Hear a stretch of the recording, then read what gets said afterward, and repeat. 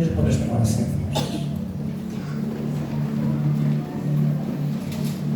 Quero saudar da igreja com a paz do Senhor Jesus, amém? Amém. Quero dizer que é motivo de grande alegria estar aqui nessa igreja para trazer a palavra, a responsabilidade que foi dada no dia de hoje pela primeira vez. Embora já congreguei aqui nessa igreja, quando eu tinha 2, 3 aninhos de idade, congreguei um tempo aqui. E graças a Deus por isso, fico muito feliz de estar retornando aqui, pastor Cléris, muito obrigada pela oportunidade, missionária Maria, muito obrigada.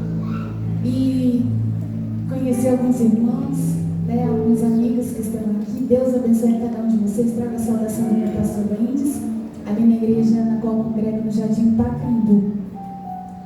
Deus abençoe a cada um de vocês, jovens, adolescentes, cantando aqui, eis-me aqui.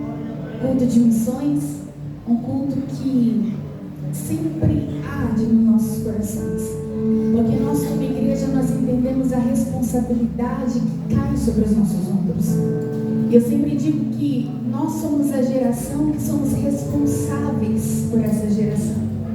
A responsabilidade do meu avô, do meu bisavô, na qual eles colocavam seus joelhos sobre o chão e oravam para que o Senhor desse forças. Foram os homens pioneiros que construíram as igrejas, que andavam quilômetros e quilômetros sem um microfone, sem música, sem nada, mas manteram a chama acesa. A igreja continuou de pé. Hoje nós estamos aqui. A responsabilidade não é mais do meu avô, não é mais do meu bisavô. A responsabilidade não são somente dos homens que estão aqui em cima, mas é sua. Porque se o Senhor trouxe você aqui neste lugar, é para te dizer: eu estou contando com você. Na tua casa, na tua família, o lugar onde você colocar a planta dos seus pés, você vai dizer: eu não sei falar. Não é você que tem que saber, apenas se coloca na posição e diz: eis-me aqui. Eu quero compartilhar com os irmãos uma palavra que o Senhor colocou no meu coração, que se encontra no livro de Jeremias, no capítulo 1. Temos bastante jovens e adolescentes e eu quero falar sobre um jovem que a Bíblia Sagrada coloca a sua história e que nos inspira muito. Toda a Bíblia é um manual, nós temos exemplos e exemplos. E o Senhor nos colocou aqui para ser uma voz. E às vezes nós nos colocamos e dizemos: não sei falar, não sei pregar, eu só sei cantar. Então canta. Mas nem cantar eu sei, você pode tocar. Ah, mas eu não sei fazer muita coisa. Na Bíblia nós vemos mulheres que com a costura ela ganhava e cuidava de outras mulheres. Mulheres que diziam: eu não sei fazer, mas mulheres que cozinhavam e cuidavam daqueles homens que estavam ali.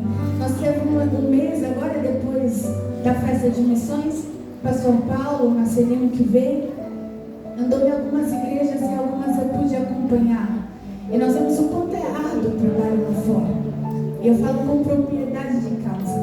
Eu já vou entrar no texto com os irmãos, mas eu quero dizer que aos 11 anos de idade, alguns aqui já me conhecem um pouco da minha história, mas aos 11 anos de idade o Senhor me fez uma promessa. E Ele disse que me levaria para um outro país, do outro lado do mundo, e que lá Ele me faria entender o que Ele tinha comigo.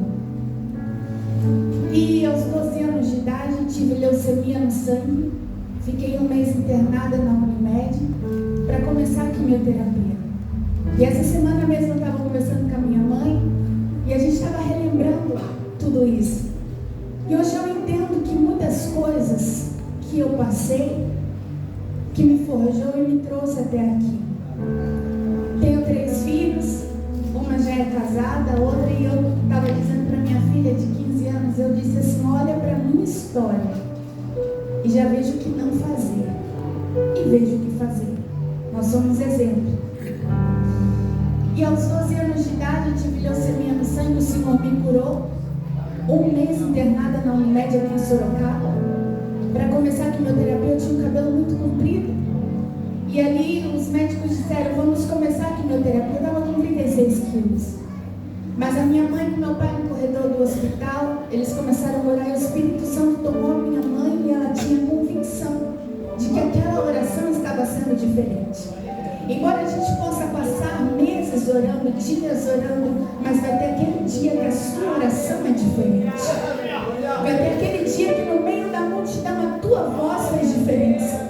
Pode estar a igreja inteira aqui dizendo esse aqui glorificando, mas se alguém entrou aqui nessa noite e o teu coração soou diferente, o Senhor te ouviu. O Senhor já te viu e Ele sabe do que você precisa. Então não cesse de orar, não canse de orar. Há tempo para todas as coisas debaixo do céu. Naquele dia a oração foi diferente. O Espírito Santo tomou, ela disse para os médicos: a minha filha tem uma promessa, e se ela começar essa quimioterapia ela não vai aguentar, refaça os exames. Os médicos disseram: mas a gente já tem todos os exames, estamos acompanhando a sua filha na antiga clínica São Luís, que tinha do lado ali da rodoviária, tem todos os exames. Mas ela disse: mas refaça os exames. Eles nem questionaram, refizeram todos os exames. Eu lembro desse dia, eu acabei desmaiando de tanta fraqueza, mas o que eu me recordo é que meu pai saía comigo do hospital no colo, e eu não entendi o que estava acontecendo. Alguns dias depois, nós congregávamos no Laranjeira Azul nessa época. Nós adentramos na igreja e eu vi a igreja glorificar. Não entendia muito também o que estava acontecendo, mas a minha mãe testemunhou e disse: por muito tempo dizia que minha filha tinha leucemia. Os próximos exames dizem que ela não tem mais nada. Eu precisei alguns médicos algumas vezes para o médico entender o que havia acontecido e onde estava doendo. Mas eu tinha uma promessa. Mas muitas vezes, jovem, a gente atrasa a nossa promessa. Aos 15 anos de idade me afastei dos caminhos do Senhor. E quando a gente sai da direção e da perfeita vontade de Deus, a promessa ainda ela continua, porque Deus, Ele tem um propósito. Ele sabe que a gente vai voltar, mas a colheita é inevitável. O plantio, você planta o que você quiser, mas não esqueça que a colheita ela é inevitável. Aos 17 anos retornei para a igreja, fiquei apenas 2 anos fora da igreja, mas aos 17 anos retornei, casei muito cedo, e aos 18 anos a promessa se cumpriu. Eu estava no aeroporto de Guarulhos pegando voo para ir para o Japão. E quando eu cheguei lá, morei lá durante 4 anos, eu cheguei e eu já queria encontrar uma igreja. É como se eu estivesse no primeiro amor novamente. Eu tinha voltado e eu falei: Deus, tudo aquilo que o Senhor fez na minha vida até aqui. Fui criada pelos meus avós, era culto doméstico. 7, 8 anos de idade, da idade do meu filho. Meu avô fazia assim: você quer brincar? Então leia capítulos da Bíblia. E eu dizia: avô, mas por que ler tanta Bíblia? Eu quero brincar. Leia a Bíblia Sagrada. Na hora do almoço, na hora do café e na hora da janta. Nós líamos um capítulo, aí a gente podia brincar. E eu fui criada dessa maneira.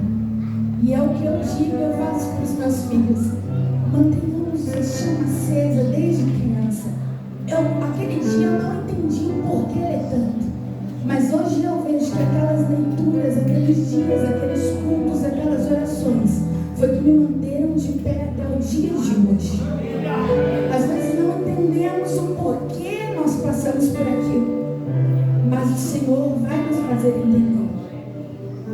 Cheguei no Japão, procurei a igreja, e ali durante os 4 anos eu congreguei, e os missionários me ajudaram, me acolheram, e eu trabalhei durante os 4 anos ali naquele país com indonesianos, peruanos, filipinos, e ali tinha um intensivão missionário, tinha uma van onde passava para ir na igreja, era 2 horas de van, para voltar 2 horas, era muito longe, então passava recolhendo os irmãos. Irmãos, era quase todos os dias o culto. Chegava do trabalho, ia para o culto, voltava. Mas muitas vezes dentro daquela van, cansada, porque no outro dia tinha que trabalhar, o Senhor tomava aquela van no mistério. E a gente se sentia renovado e entendia que havia pessoas que precisavam.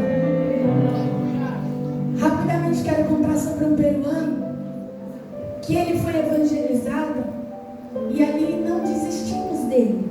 Aos 38 anos de idade, nunca havia andado sobre os pés. Sempre numa cadeira de roda, Ele recebeu a Jesus, chegou na igreja, 6 meses ali na igreja. Ele foi batizado com o Espírito Santo. E quando Deus tomava a igreja, ele rodava aquela cadeira de roda para lá e para cá, e aquela graça toda, e a gente sentia Deus na vida dele. Depois ele desceu as águas do batismo, e o que a gente orava? Que o Senhor levantava ele da cadeira, a gente enxergava o irmão andando, flutuando, aquela coisa toda que só os crentes conseguem imaginar, porque a gente sabe que Deus fez na minha vida e Deus ainda faz. Deus, ele pode fazer muito mais do que você pediu ou pensou. O meu Deus, ele cura. O meu Deus, ele refaz aquilo que não é, ele torna a existência. Aquele irmão desceu as águas do batismo e a gente orava. Era um final de ano e a gente tinha 5 minutos para agradecer a Deus por tudo que Deus havia feito durante o ano. E aquele culto, ele pegou o microfone e ele disse: irmãos, quero agradecer aos irmãos por sempre orar por mim, para que eu venha andar. E eu confesso para os irmãos que eu aceitei Jesus por interesse, porque eu falava: Jesus, os crentes cura, então vou aceitar Jesus, fazer tudo bonitinho, ele vai me curar. E eu aceitei Jesus por interesse. Aí eu comecei a conhecer Jesus e conviver com ele. E durante todo esse tempo eu quero dizer para os irmãos: não orem mais para que eu venha andar, porque eu não quero mais andar. Eu quero que os irmãos mudem a oração e orem agora para que eu nunca mais venha de deixar de sentir a presença desse Jesus. Porque depois que eu conheci ele, eu vi que andar para mim não é mais importante, mas sem a presença dele eu não sei viver. Uma semana depois o irmão partiu para a eternidade. E aquele velório foi uma glória, porque parecia que a gente estava se convertendo. A gente queria ver o irmão andar e ele só queria sentir a presença. Porque ele disse naquele dia: porque eu sei que naquele dia, quando eu entrar, eu vou andar pelas ruas de ouro, saltando e pulando. Então as pernas para mim não é mais importante. Durante esses 4 anos eu estive lá. E foi uma escola. Fiquei longe do meu pai, longe da minha mãe, e todo esse tempo o Senhor me forjando. Quando eu retornei para cá, foi logo que eu retornei ali na Vila Barão, e a minha irmã, minha mãe estavam afastados da igreja, meu pai também, e eu lá no Japão, eu orava, e eu ligava para o pastor aqui no Brasil, e dizia: pastor, vai atrás do meu pai, porque minha mãe nasceu em berço evangélico, meu pai, tudo que eles me ensinaram, eu não aceitava que a minha família não estivesse na igreja enquanto eu estava lá no Japão. Mas nós não entendemos, o Senhor me forjou lá quando eu voltei. E ali a gente se firmou, minha mãe, um belo congresso de coreografia, eu pude ver o meu pai voltando em línguas estranhas, retornando à igreja. Hoje servimos a Deus ali no Pacaembu. E é gratificante ver o meu pai, aquele homem presbítero do Senhor, que me levava pequenininha para as viagens missionárias, me levava para os cultos lá ali. Era culto na vizinha e eu era cantora da noite, e eu arrumava ali a minha fita, na caneta, e dizia: eu sou a cantora da noite. Era 3, 4 irmãos, mas eu estava lá. Era pouca coisa. A gente ia para ruas de terra, recebia aqueles irmãos, mas eu estava lá e meu pai estava lá. Então quando eu voltei, todos nós se firmamos ali. E eu pude ver toda a minha família até hoje na presença do Senhor. E as promessas, o Senhor me levou ainda para outro país. Pude estar na Bolívia para conhecer a expedição missionária onde está o pastor Raimundo. E ali nós vemos irmãos que estão no campo missionário. Chão de terra, igreja por construir. Em uma das igrejas não tinha banheiro, e os irmãos adoravam, batiam palmas, pandeiro, glorificavam, aquela alegria. E eu disse para a missionária: Priscila, eu preciso ir no banheiro. Ela disse: irmã Francine, vamos lá atrás, eu estendo um pano. Eu falei: deixa quieto, à noite a gente resolve isso. E os irmãos estão lá, nós estamos aqui. A nossa responsabilidade é manter essa chama acesa, a contribuição enquanto os nossos pés ainda não podem ir. Vamos orar por aqueles que estão lá. Eles estão lá, nós adoramos ao Senhor na praça. Aquela alegria, crianças pequenininhas, sem um sapato para colocar no pé. Mas na hora da oferta missionária, ia todos. Eu comecei a chorar e eu disse para os irmãos, falei, como que pode? Você olha pela roupa, pela aparência, a gente observa. Talvez alguns dias sem tomar o banho, aquela roupa bem gasta, mas eles estão indo lá. E a missionária disse para mim, Francine, aqui é assim. Hoje eles dão o que o Senhor deu a eles, porque eles sabem que amanhã o Senhor vai sustentar, vai ter alimento, vai ter tudo. Mas o que importa para eles é devolver ao Senhor aquilo que eles deram. E eu me maravilhei aquilo, naqueles dias que eu passei ali. Retornando depois de uma experiência na qual eu fiquei 8 dias na aldeia dos índios Caiapó, antes da pandemia. E quando nós passamos ali, foi uma experiência incrível.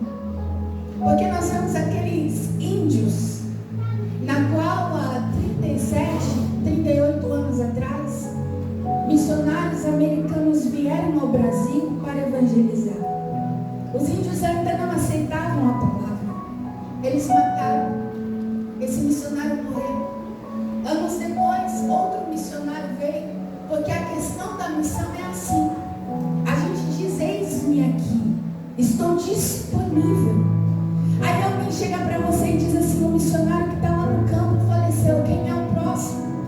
Aquele que tem a chama missionária, ele diz, eu vou porque eu morrer para mim com Cristo é ganho, porque eu sei para que eu fui chamado.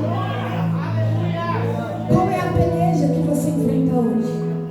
Qual a dificuldade que nós temos para não pregar? Eu sempre digo que homens, heróis da fé, no decorrer da nossa vida, manteram a igreja de pé. Fundaram a igreja e essa chama acesa que nós temos vieram deles. Agora nós estamos enfrentando tempos difíceis, gerações difíceis, que a responsabilidade é você não perder a sua identidade. A responsabilidade é manter aquela chama acesa, aquela chama que o Espírito Santo plantou naqueles homens. Se nós olharmos nos livros aos Hebreus, vai falar dos heróis da fé, do quais o mundo não era digno deles. Mulheres que entregavam os seus filhos aos leões, mas não negavam a Cristo. Mulheres no século XV que eram penduradas em estacas na Inglaterra, e os reis diziam, vocês não são a luz do mundo, iluminem a estrada para nós passar, mas não negavam a sua fé. Homens no século XIV, XV que eram queimados vivos em praça pública, mas um dia alguém, John Hans, queimado em praça pública, ele diz, vocês estão queimando em cinza, mas haverá um tempo que essa chama nunca vai se apagar.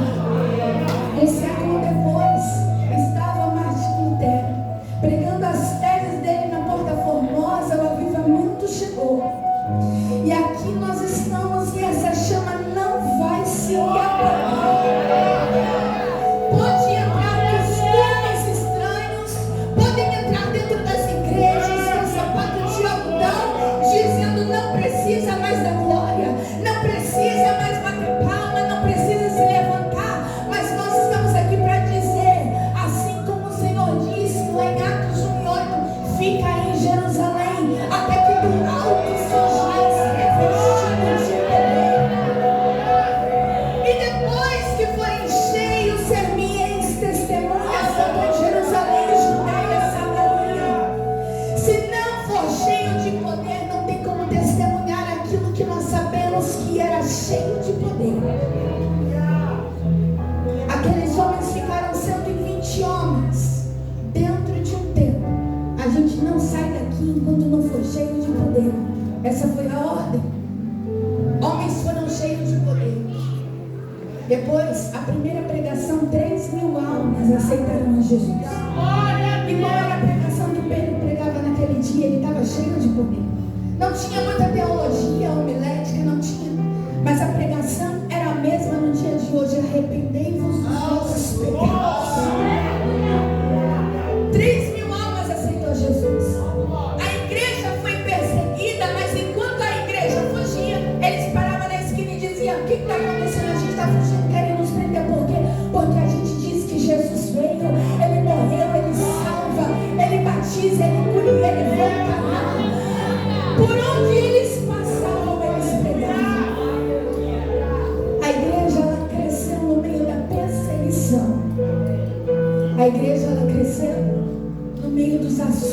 mortes.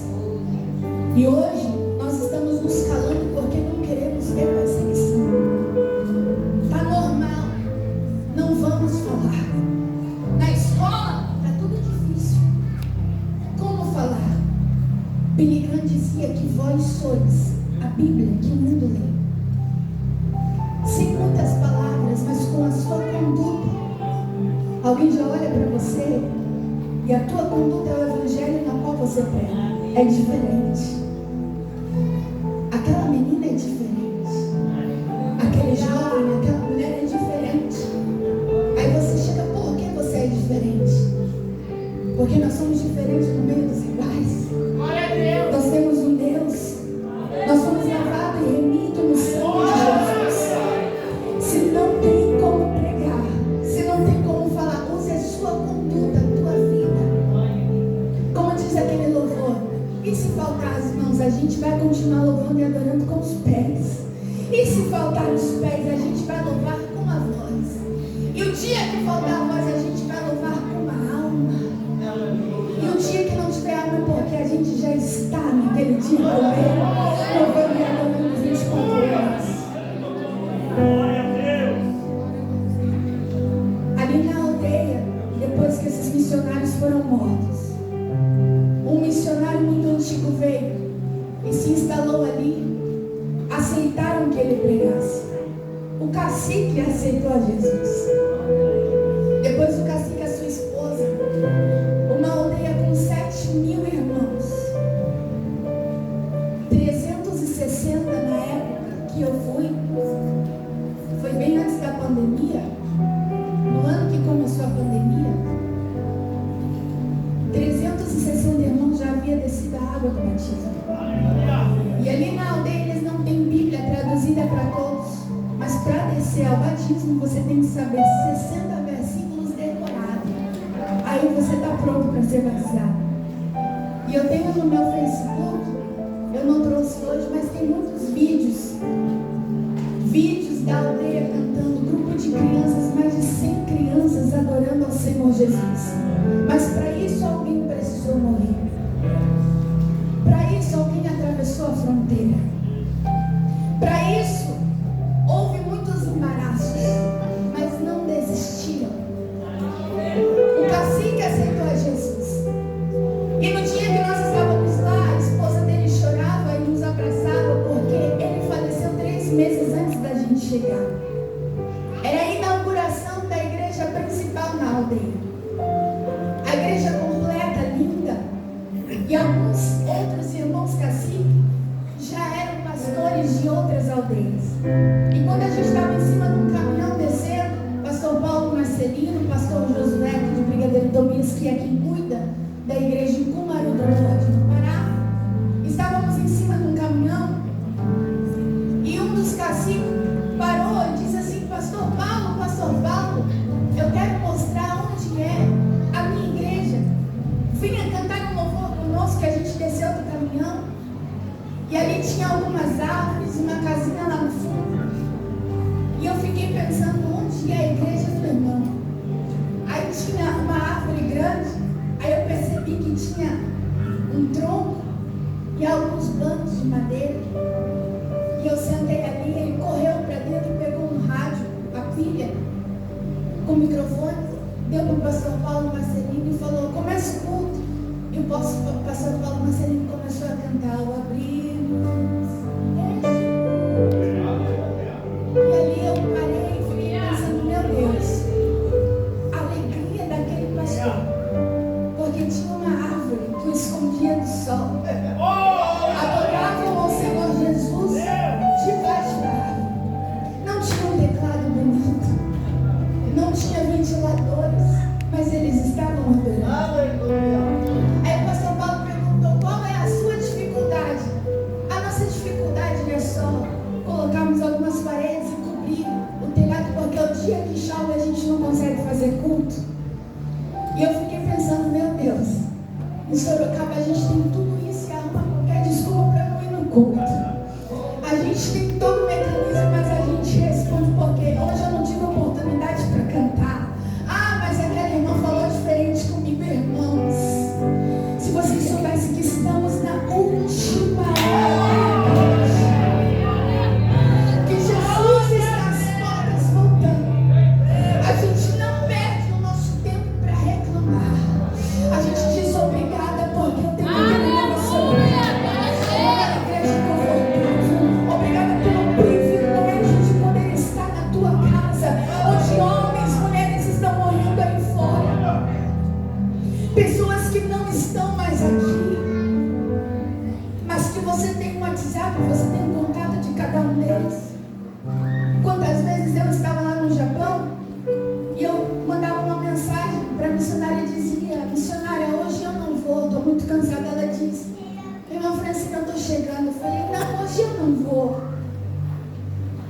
dizia, eu estou chegando.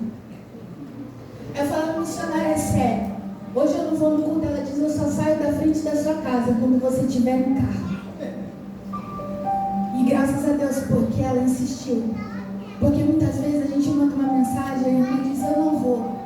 E a gente diz, eu não vou mandar mais. Mas graças a Deus por missionários que não desistem. Porque hoje eu estou aqui.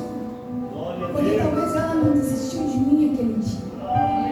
Eu continuei porque pessoas não desistiram de mim. Enquanto eu era pequena, enquanto eu estava doente na minha adolescência, teve pessoas orando por mim. Por isso eu estou aqui, não é mérito meu. Mas eu estou de pé porque pessoas colocaram o joelho no chão e disseram, vai atrás da Francine. Não desista da Francine. Você pode chegar na tua casa e mandar mensagem para alguém que não está aqui. Para alguém que está afastado da igreja. Hoje nós temos a tecnologia a nosso favor. Mas de sentir a tua falta. E eu não vou desistir de você. Se cada um de nós adotarmos uma pessoa por mensagem para dizer, estou indo na tua casa, mas hoje você vai para o culto comigo. Não precisa muitas vezes o teu nome estar no cartaz. Você tem milhões de seguidores no Facebook, no Instagram. Não precisa você estar aqui em cima em um lugar de destaque com o microfone para fazer alguma coisa. Mas naquele dia o Senhor vai dizer a você, eu te conheço. Eu vi as tuas obras, eu vi o seu vitória para eu levantar. Tu és meu, segue aqui. Aqui está o teu galardão. Faça aquilo que ninguém faz. Não precisa alguém te dizer, alguém te aplaudir. Mas o que importa é o Espírito Santo todos os dias, vendo o que você faz. Porque muitas vezes para a gente fazer, a gente quer um destaque. Eu prego se for na igreja. Faça no oculto. Ore no oculto. Cuide de alguém no oculto. Naquele dia, publicamente, será revelado. Muitos que estavam aqui com o microfone na mão não fizeram. Muitos que estão com a oportunidade. Pessoas que estão aí cheias de nome, manchando, infelizmente, o nome da igreja. Mas o Senhor tem os seus escolhidos. E quando nós olhamos para Cristo, porque se vocês olharem, muitas vezes para o pastor, para mim, para os obreiros, você vai se decepcionar. Porque nós somos homens falhos. Todos pecamos, erramos, muitas vezes sem a intenção magoamos. Mas se você vem na igreja e olha para Jesus, Ele não te decepciona. Ele sabe do que você precisa. Perdoe, ame, abrace, cuide. O Senhor te chamou para cuidar da tua família. Talvez todos não podem estar aqui. Meu esposo não está aqui. Há 6 anos. Ele não está na igreja. Ele é crente na casa dele. Mas nem por isso eu deixei de estar com o microfone dizendo que ele sabe. Porque se a gente depender do seu esposo, da tua esposa para dizer eu vou pregar, você também vai se decepcionar. Mas diga, eu vou continuar. Por ele, por mim, pelos meus filhos e por aqueles que ainda hão de vir.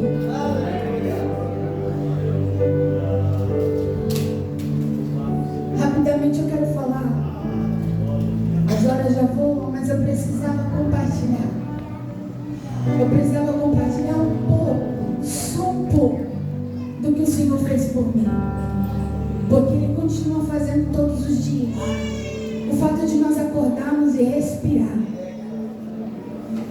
é uma gratidão imensa, porque tem pessoas que não tiveram a mesma oportunidade.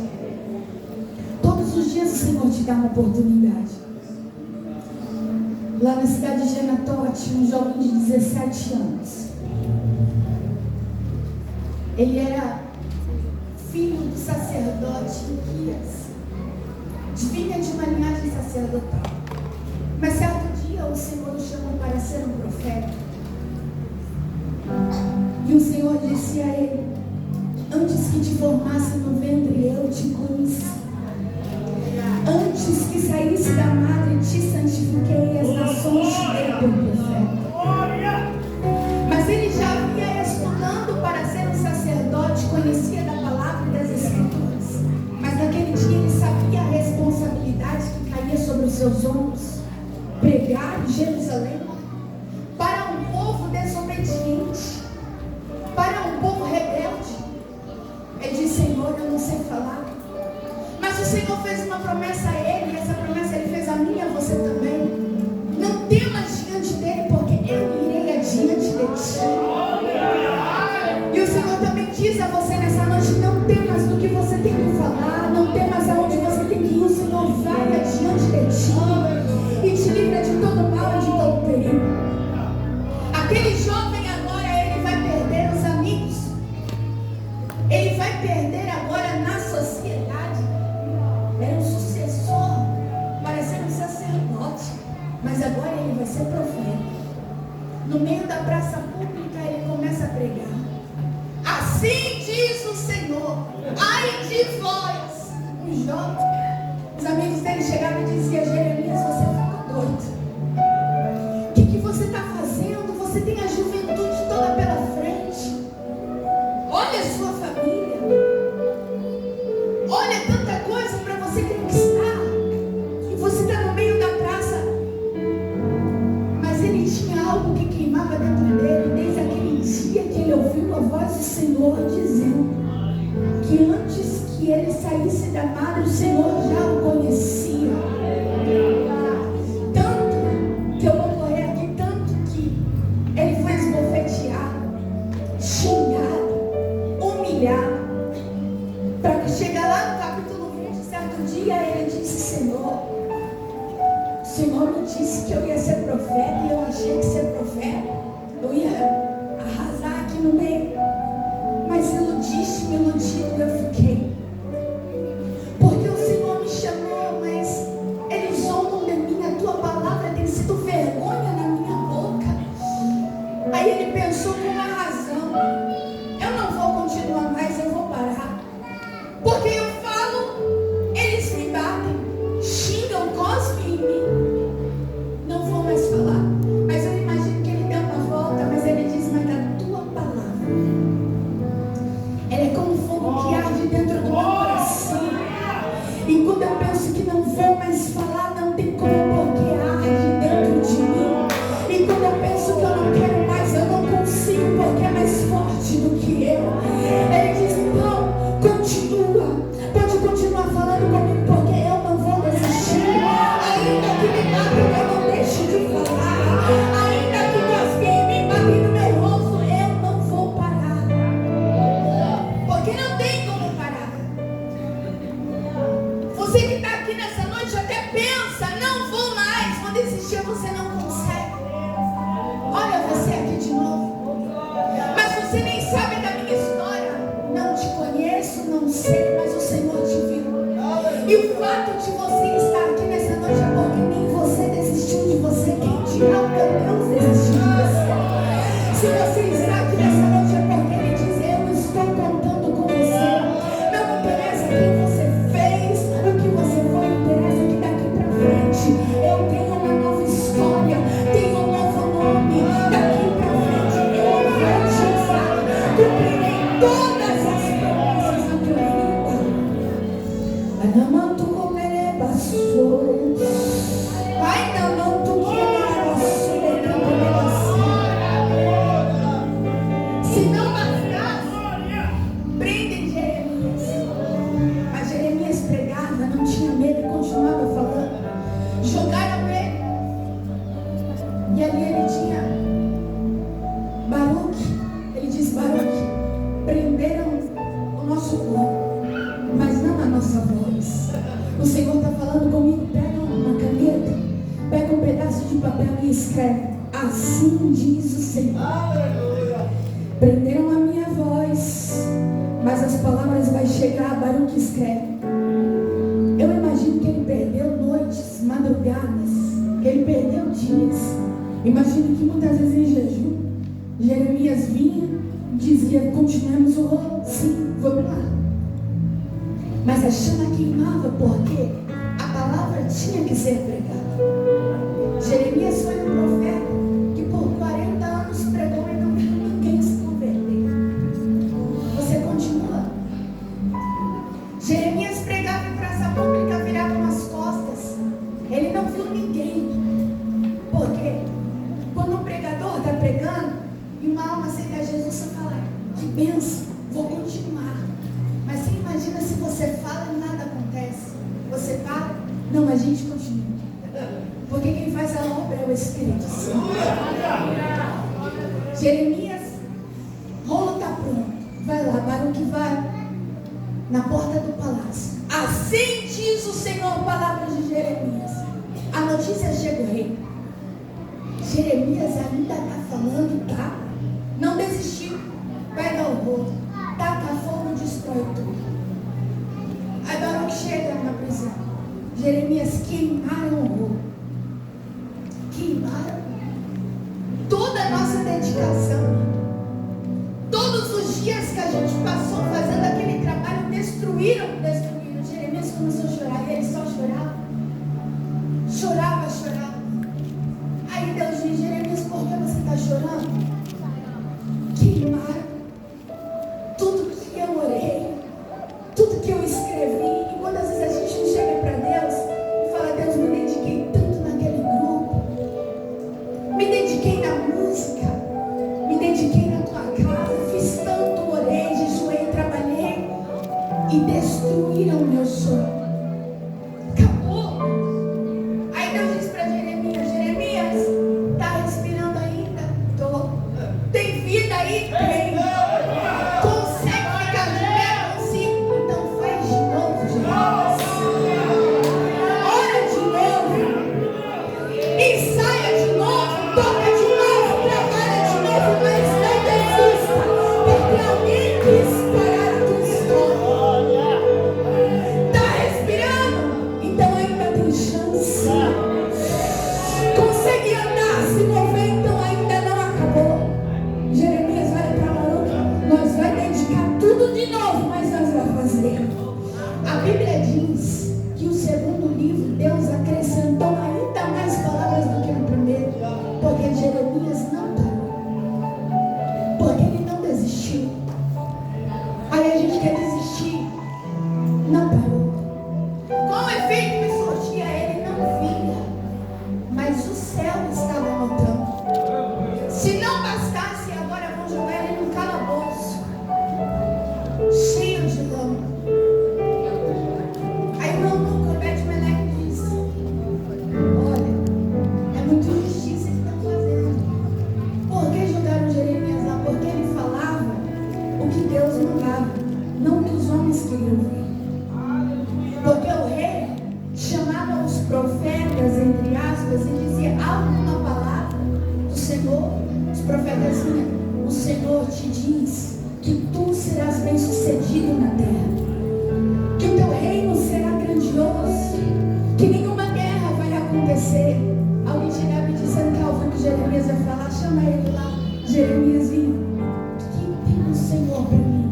O Senhor manda lhe dizer: ai de ti, se não se converteres dos teus maus caminhos, o Senhor virá e queimará, vai perder toda a cidade. Ele diz: não quero mais saber. Jogaram no calabouço. Quando tiraram Jeremias de lá, através de Bet-Meleque, tudo cheio de lama, sujo. Aí o rei diz assim: vamos ver se agora ele aprendeu a lição e a profecia vai mudar. Há alguma palavra do Senhor para nós? Pode me jogar na lama. Posso estar sujo, servindo de chacota na cidade, mas a palavra de Deus, ela não vai mudar. O que Deus disse continua sendo essa palavra. Ela foi ontem, ela é hoje e será eternamente. O que é pecado continua sendo pecado. O que Deus disse não continua sendo não. Jeremias diz às mulheres, a cidade Eles ficaram revoltados. Capítulo 40. A profecia se cumpre. A cidade é tomada. Mas há um porém. Capítulo 1. Deus disse a Jeremias: não temas diante dele, porque eu irei adiante de ti para te livrar. Jeremias apanhou, pregou. Mas no dia que Nabucodonosor invadiu a cidade, levaram cativos, ele disse para o capitão da guarda: prendam todo mundo, taquem fogo. Mas tem um homem chamado Jeremias, põe os olhos sobre ele. Não toque nele, não faça mal algum. E pergunta para ele se ele quer ir ou se ele quer ficar. Nabucodonosor, mas a gente vai invadir. Prenda todo mundo. Mas em Jeremias não põe a mão. Porque se o Senhor te disse: eu te chamei no ventre da tua mãe, eu vou adiante de ti, eu te livro, eu te guardo, eu te protejo. Não temas, porque o Senhor vai te livrar naquele dia. Mas se eu e você agora nos acovardar, os meus filhos, seus filhos pagarão por isso. Os nossos filhos, a geração que virá, vai pagar por isso. Mas a responsabilidade cai sobre os meus ombros e cai sobre os seus ombros também. Nós somos a geração que nós vamos ouvir a trombeta tocar. E como nós queremos ansiamos por esse dia. Se coloque de pé neste momento, eu quero orar contigo. Igreja do Senhor é a última hora. E nós somos os trabalhadores da meia-noite. O relógio vai bater. Mas como aquele dia que o Senhor usou na parábola dos trabalhadores da vinha. Os trabalhadores da primeira hora foram contratados com um salário. Eu imagino Abraão, Isaac e Jacó. Aqueles trabalhadores que chegaram para trabalhar no início de tudo. Mas houve aqueles trabalhadores em que na parábola Jesus está dizendo, ele está passando pela cidade, já vai dar a hora de finalizar. Ele diz: por que estáis ociosos? Aqueles trabalhadores disseram: ninguém nos contratou. Ele diz: ide vós para a vinha também, e lhe pagarei o que for justo. O dia encerrou e todos receberam o mesmo. Nós somos os trabalhadores da última hora. O dono da vinha está passando e dizendo: por que estáis ociosos? Porque ninguém nos contratou. Mas ele diz: ide vós por todo mundo. Ele contratou a todos. Somos trabalhadores na vinha. Receberemos o salário. Mas eu não quero chegar naquele dia, ter que olhar para Paulo, para Pedro. Eu quero dizer: eu fiz, eu tentei fazer o meu trabalho. Eu quero chegar naquele dia, olhar para João e dizer: nós estávamos lá. O ano foi difícil, os dias foram tensos, mas nós não arredamos o nosso pé da palavra. Nós continuamos. Eu quero chegar naquele dia, junto nas mansões celestiais, com todos os heróis da fé, e dizer: nós também conseguimos e estamos aqui. Eu quero chegar naquele dia, eu quero ver você, jovem. Este é o tempo no qual o Senhor levanta a voz para uma grande obra. Não diga que vocês não sabem, não diga que vocês são incompetentes, não diga que ninguém vos entende. É com vocês que o Senhor está falando esta noite. É com vocês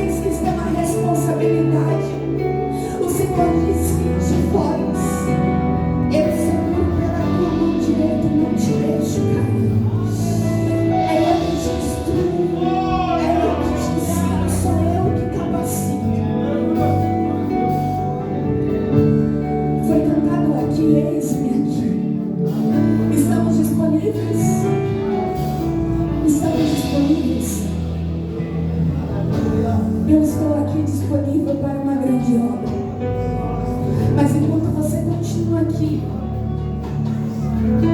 Abrace alguém daqui.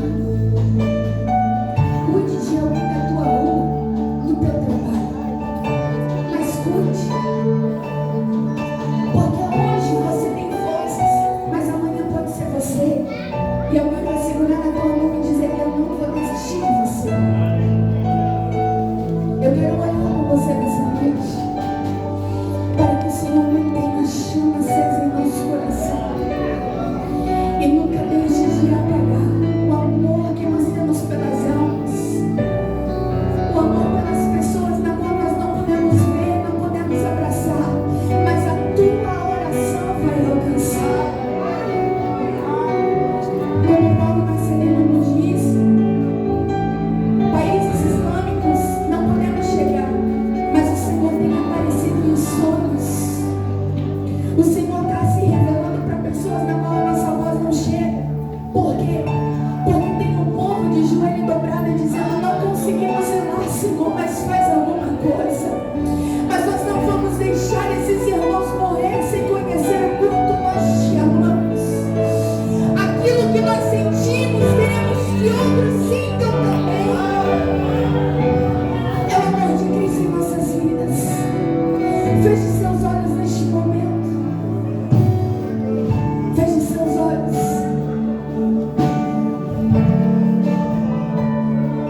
O Senhor está te chamando nessa noite para uma grande obra. Ainda não acabou. Há muito a ser feito. A responsabilidade é tua, é minha. Oh, Senhor. Meu Pai querido, visita-nos, Senhor, aqui nessa noite, na tua casa, na tua igreja. Estamos ansiosos, Pai, por sentir a tua presença. Estamos disponíveis, Senhor. Estamos aqui, Senhor, para fazer o teu chamado, cumprir a tua palavra. Oh, meu Deus, desde o último que está lá até que está aqui, acende a chama no nosso coração. O amor por alma seja cada vez mais intenso na nossa vida. Em nome de Jesus, eu profetizo em teu nome, Pai querido, que vidas serão transformadas, que esta igreja, Pai querido, vai viver um avivamento.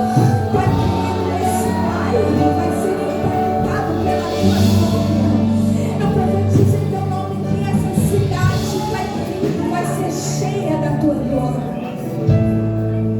Em nome de Jesus, todo aquele que se entrou aqui desanimado, todo aquele, Pai querido, que está aqui, que chegou aqui e disse: Pai, eu não tenho mais esperança, eu estou desanimado, eu vou parar, eu vou fazer, vou entregar, vou passar, não quero mais. Em nome de Jesus, reacende a chama e mostra, Pai querido, onde nós precisamos. O teu errado, o teu time vai trabalhar na tua seara, trabalhar na tua casa, fazer a tua vontade. Renova as nossas forças. Nos renova, Pai querido, do alto da cabeça até a ponta dos nossos pés. Enche-nos com a tua glória, com o teu Espírito Santo. Pai querido, em nome de Jesus, eu te agradeço por cada vida que entrou aqui nessa noite. Eu te agradeço por tudo aquilo que o Senhor fez aqui neste lugar, na vida de cada um. Te agradeço pelo aquilo que o Senhor está fazendo neste momento, onde os meus olhos não podem alcançar, mas os teus foram alcançar. Pai querido, eu não posso ver, mas o Senhor viu, o Senhor ouviu, o Senhor estava lá. Eu te agradeço por tudo que o Senhor está fazendo neste momento. E te agradeço por tudo que o Senhor ainda vai fazer. São coisas grandes. Os nossos olhos não viram, o nosso ouvido não ouviu.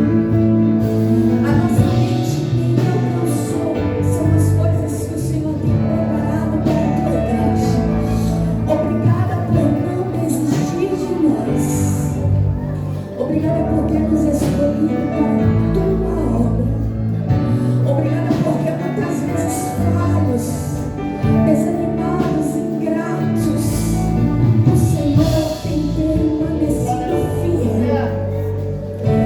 O Senhor tem nos chamado, tem nos guardado e nos guiado. Em nome de Jesus. Eu te agradeço pela oportunidade de mais uma vez ter o privilégio de falar da tua santa palavra. Te agradeço pelo privilégio de te servir. Te agradeço pela oportunidade de respirar e estar na tua presença. De sentir a tua presença neste lugar. Te agradeço, Pai querido, porque em meio a uma multidão, Senhor, nos chamou. Nos escolheu. Obrigada, obrigada, obrigada, Pai. Obrigada por ser tua filha. Obrigada por esse dia, por este momento. Te agradeço em nome de Jesus. E assim eu quero agradecer por essa rica oportunidade. E não esqueça, igreja, vós sois a Bíblia que o mundo está lendo.